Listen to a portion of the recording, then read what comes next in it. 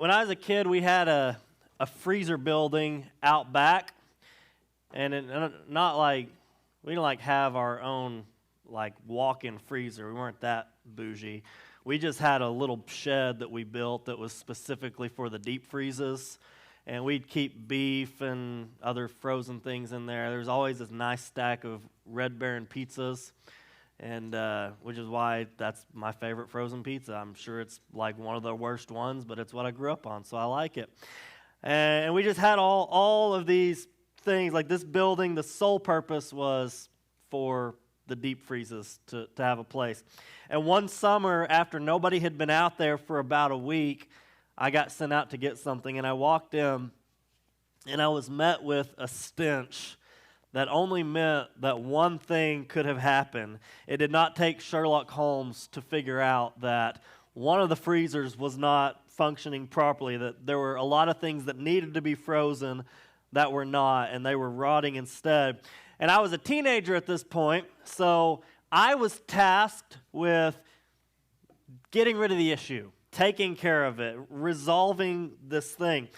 Now, suppose, I'll tell you what I really did in a minute, but just go here with me. Suppose that I went to great lengths to make this problem go away, to make this situation better. So say I got a shop vac out, and I thought, this thing has a lot of dust on it. There's some wasps have built dirt dauber nests and stuff. And so I vacuumed it up and got all the stuff off the surface. But then I thought, it still doesn't look great. What if I get some 409 and a sponge out and just really elbow grease it, give this thing a good scrub? It needs some work. And then after that, it's looking better, but there's still probably some germs. So let's go ahead and get some bleach and some water. And let's actually kill the germs that might have gathered here. And by this point, after I've shop vacuumed it and 409'd it and bleached it, I think this thing could use a new coat of paint. And so I go and get some Krylon cans, and I do my best work. Spray it. There's no streaks. It looks like you took it to an auto body shop to get this paint job done. And after looking at the paint and how nice it looks, but looking at the old stickers, I think, well, those look like junk. We need new stickers. So this is before the internet existed, so I have to call Kenmore and say, hey, can you send me some new stickers? This is the freezer I have. And after they send those, after waiting a few days, I put them on, and this freezer, I'm telling you, it looks brand new. It looks better than it did when we brought it home from Sears. And I take a step back and I just look at this beauty and I think, this isn't just meant for me. My people need to see this. So I go and I get my family, and I'm excited to show off my handiwork. I'm excited to show off what I've done. And so I get them in there and I say, come on, you guys, you have to see the freezer. It looks so good. It looks brand new. It looks better than it did when we got it. And so they come in to see the freezer, and I am proud of my work, but they are gagging because there's a stench in the room. It still doesn't smell very good.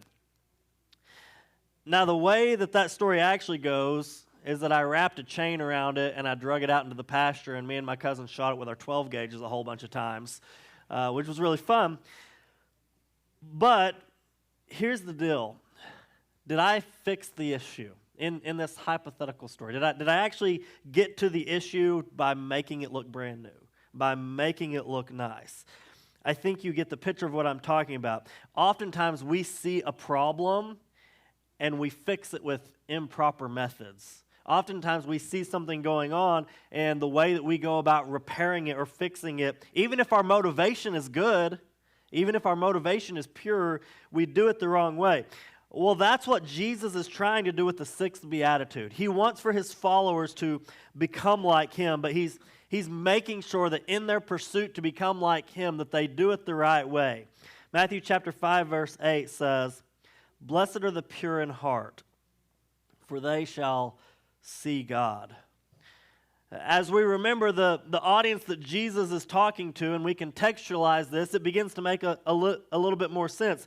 As people that are coming from a Jewish background, the ability to see God came through obedience to the law. It came to obedience to their preserved law. A conservative number of laws in the Torah is typically considered to be 613. But then there are other commands that are given to the Jewish people that aren't considered in this count. So the number is actually higher. But if we just go with the conservative estimate of 613, it still makes a point that keeping this law perfectly is really, really difficult. It's not very easy to do. And what this resulted in was teachers who had very, very difficult expectations and very high standards of their students. It resulted in an abusive system where they would price gouge for an acceptable sacrifice in order to cover and atone for their sins. It resulted in people who lived in constant fear that they just couldn't quite measure up because as much as they wanted to, they just could not keep the entire law. It resulted in people who at times were less confident that they would see God in Sheol. So it's in the shadows of this system that Jesus gave the sixth beatitude. Jesus wanted to make sure that he got to the real issue of what was going on. And to be clear, Jesus did expect obedience to the true passion of God. He did want his followers to walk in holiness and to walk in righteousness. Just a couple of weeks ago, we talked about righteousness and desiring that for ourselves and desiring that for the world around us. So it's not to say that Jesus wanted for his followers or for us to live outside of the lines. He was just more concerned with the real issue, which was where is their heart? What's going on in their hearts? And even though the Pharisees and other leaders had created a false sense of hope based on works, the idea of properly placed heart, the idea of a properly placed heart was not an entirely new concept to the Jews. Psalm chapter 24, verse 3 through 5 says, "Who shall ascend the hill of the Lord? Who shall stand in his holy place? He who has clean hands and a pure heart, who does not lift up his soul to what is false and does not swear deceitfully. He will receive blessing from the Lord and righteousness from the God of his salvation." I think it's a good reminder of who wrote the 24th Psalm. David wrote it. David was an adulterous murderer. David was not exactly your poster child for morality, right? Like he had some junk, but he was also a man after God's own heart. And the language that he used really reminds us of the sixth beatitude. He said, "Who shall ascend the hill of the Lord, and who shall stand in his holy place?" Jesus said, "They shall see God." David said, "He who has clean hands and a pure heart, who does not lift up his soul to what is false and does not swear deceitfully." Jesus said, "The pure in heart." David said, "He will receive blessing from the Lord and righteousness from the God of his salvation." And Jesus said, "Blessed are the." Another reference that the Jews would have understood was found in Hosea chapter 6, verse 6 says, "For I desire steadfast love and not sacrifice, the knowledge of God rather than burnt offerings." The prophet Hosea wrote this message from God to his people, and in both statements, the truth rings that God is more concerned about the posture of our hearts than the sacrifices that we give or the burnt offerings that we give. There are two things that Hosea showed us that God desires: steadfast love and the knowledge of God. And I can't help but think of what Paul said about love in 1 Corinthians chapter 13. He said, "If I speak in the tongues of men and of angels, but have not love, I am a noisy gong or a clanging cymbal. If I have prophetic powers and understand all mysteries and all knowledge, and if I have all faith so as to remove mountains but have not love, I am nothing. If I give away all that I have, and if I deliver up my body to be burned but have not love, I gain nothing." Paul gives a pretty accomplished list here, right? He says, according to Paul, he says we can be very eloquent communicators, but if we don't have love, we're nothing but racket. He says that we can have a direct line from God with information that we're supposed to share with the people, to share with the world. But if we're lacking in love, we're missing something. He says that we can possess a depth of knowledge that no one has ever had before, no one has ever attained. But without love, we're off path. He says that we can have mind-blowing faith, that never questions God, that always takes risk for his kingdom, that never doubts him and always believes, even if it doesn't make sense.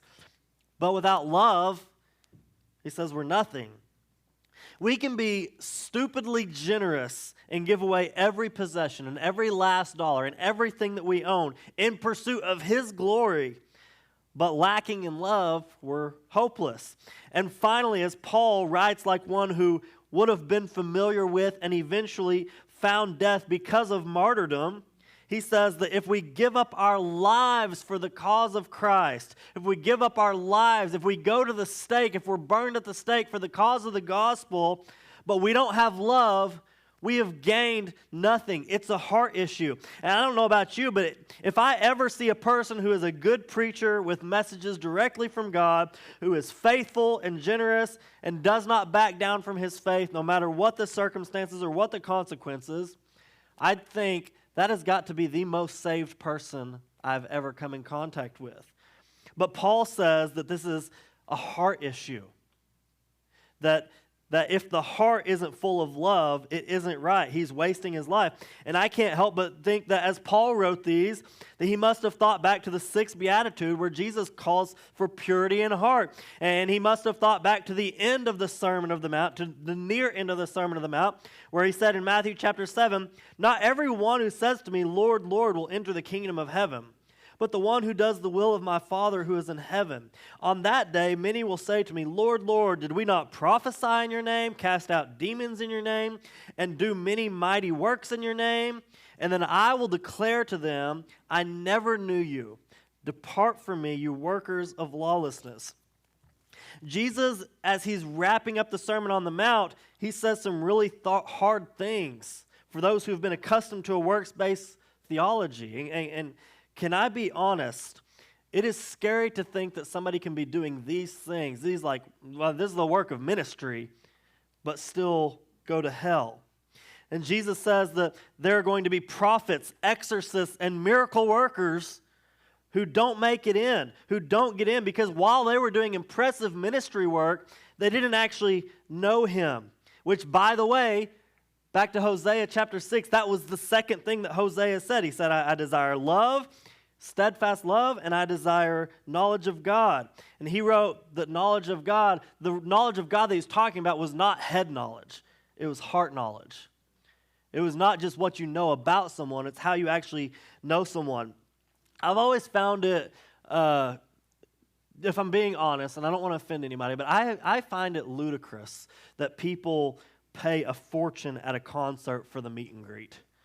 And if you're that type of person, I'm really sorry. I mean no offense. I just don't get it. After you pay $1 billion for the meet and greet ticket, you stand in line for 4 hours to shake hands, exchange pleasantries, and take a picture for 2 minutes. And we act like that is my best friend now. And at the end of that, you don't know that person doesn't know you, they do not remember you, but we act like it's this some amazing thing, and somehow now, like we're BFFs, we're going to Taylor Swift's wedding because we did the meet and greet. The sad thing is that some people will treat a relationship with Christ like the meet and greet. They'll memorize some scriptures, they give a little bit of money to a church or a Christian organization, and they pray when they need something. But according to Jesus, actually knowing him is an ongoing relationship with him. I can know who famous people are, but I actually know Bree. I actually know my wife. I actually know my kids. I actually know you all. I actually know my friends. Jesus said, "Blessed are the pure in heart, for they shall see God." It's a heart issue. And so purity of heart has nothing to do with outward appearance or works. The idea of purity of heart isn't even to say that your heart is free from all sin. Although that's great, we strive for that, we love that. It's not to say that your heart is free from all sin and all defect. It means that your heart belongs only to Jesus. It means that that's the direction you're going. And with these Beatitudes, Jesus is saying, the person who follows me is going this direction. And the promise for those who are pure in heart is that they shall see God. The Greek verb for shall see is a present and ongoing action. It isn't only future tense. This is not just for when we get to heaven. This is, to be more properly read, it should say, shall be seeing now and forever. The person who is pure in heart will be able to see God with clarity even while they're on this broken earth. They will recognize him in nature. They'll recognize him. We spent 2.5 hours driving home from Branson last night, Donovan and I, trying to get our phones out to get pictures of the northern lights, and we never saw them. But you know what I did look up and see? I saw stars. I saw beautiful trees. I saw the hills of Arkansas. And man, you can see God in nature. If your heart is pure, you can see God in those places. You can recognize God when he's moving in your life. You can recognize God as you are receiving power from the Holy Spirit. And then the person who is pure in heart will also see God not just with clarity, but without any hindrance when they arrive in heaven. And can I just tell you that I really look forward to that day. I'm reminded of this old hymn, what a day that will be when my Jesus I shall see, when I look upon his face, the one who saved me by his grace. Listen to me, church. The road that you travel on this earth, it might be tough because it's a broken world and we're broken people. And we go through things. But if we remain pure in our hearts, we can see God even in the brokenness, even in what seems like chaos. And we will see him without anything in our way when we get to heaven. So if the call from Christ and the goal is to remain pure in heart, what are we to do? If it's not just necessarily about our actions, although that tends to follow purity of heart, but if the goal is to remain pure in heart, what do we do? Like, how does that flesh out for us? Well, I've got 4 things, and for the first 3, I want to go back to the freezer that I was talking about earlier, because the analogy just holds up. What is the purpose of a deep freeze? Or any freezer, I guess. Or said another way, what is the most important thing that we need to know about the deep freeze? The answer is obviously that it keeps whatever we have in there frozen. That it does that's how it looks is not that important. How much energy it takes, how much it holds may be of some importance, but it's not the most important. It's not the main thing. The main thing is that it keeps food frozen. So the first thing that we need to do for purity of heart is that we need to keep the main thing the main thing. 1 Corinthians 15, I love this verse. In verse 3 it says, "For I delivered to you as of first importance what I also received, that Christ died for our sins in accordance with the Scriptures, that he was buried, that he was raised on the 3rd day in accordance with the Scriptures." Paul has written a lot of things. He has written a lot of things to the church at Corinth. In our Bible, we have 1st and 2nd Corinthians, but it is believed that there are more letters to the Corinthian church that either we just don't have, or for whatever reason they didn't make it in the canon, or whatever, we just don't have them. Of all the things he said, he wants to make sure that the Corinthians understand that out of everything he's written, out of everything he said to them, that the most important thing of first importance, what he delivered to them of first importance, above all the other stuff, above all the moral things he dealt with, above all of the church guidance that he dealt with, above all the theology that he dealt with, of first importance is that they live by the gospel. That the gospel is it. And church, our most important thing is the gospel. It is not what type of music our band plays. It's not what version of the Bible I preach from. It's not what the people who go here wear. It is the gospel. It is the gospel. It is the gospel. Our most important thing is that Jesus died, Jesus rose, and Jesus is coming back for us. And our most important duty is to glorify God in order that we should point others towards him.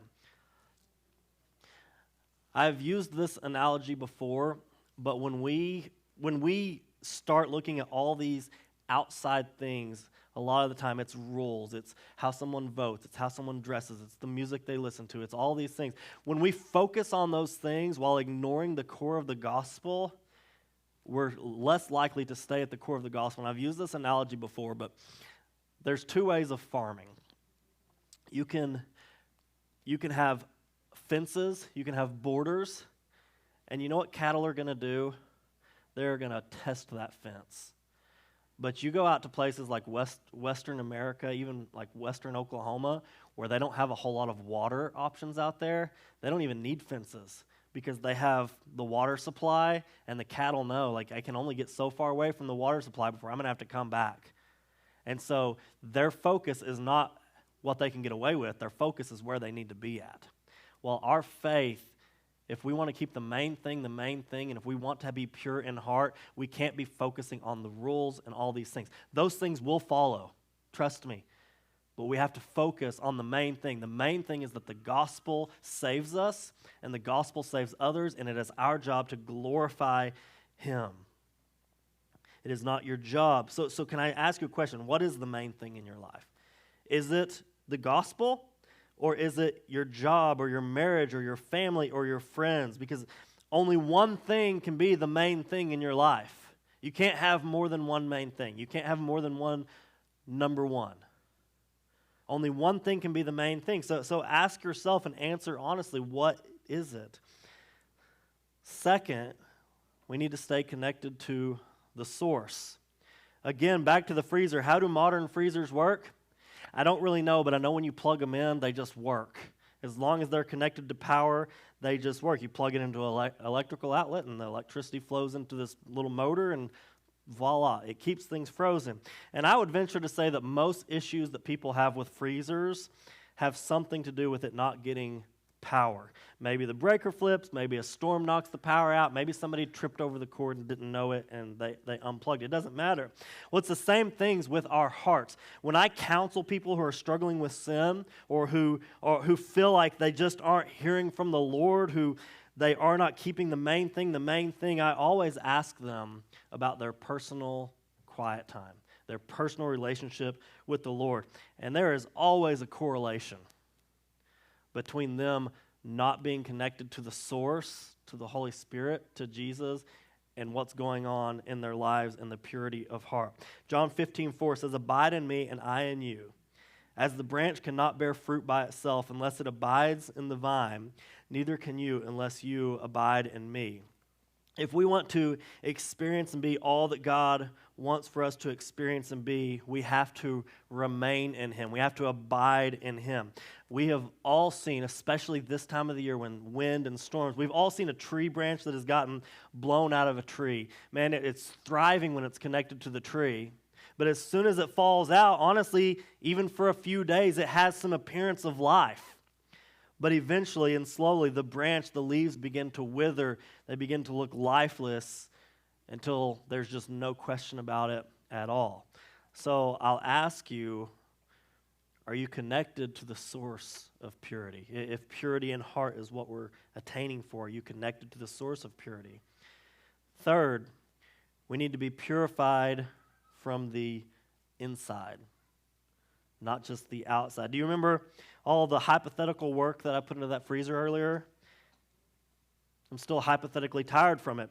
It was all to make the outside look nice, but we completely avoided the real problem. We completely ignored the issue. The stink and rot on the inside was still there, and it did not matter how beautiful I made the outside look, it was still rotting inside. Romans chapter 12, verse 2 says, "Do not be conformed to this world, but be transformed by the renewal of your mind." Notice he did not say, be transformed by the clothes you wear, be transformed by the rules you follow. He said, be transformed by the renewal of your mind. Now, notice, even in writing this, Paul suggested that we should clean up our lives. Don't be conformed to what the world is going on, but be transformed. He says we should clean it up. We should attain for holiness. We should attain to reflect the God that we believe in. But you can't just put a WWJD bracelet on someone and tell them to quit cussing and expect life change. It just doesn't work that way. True life change comes with an internal renewal that is performed by the life-changing message of the gospel and the power of the Holy Spirit.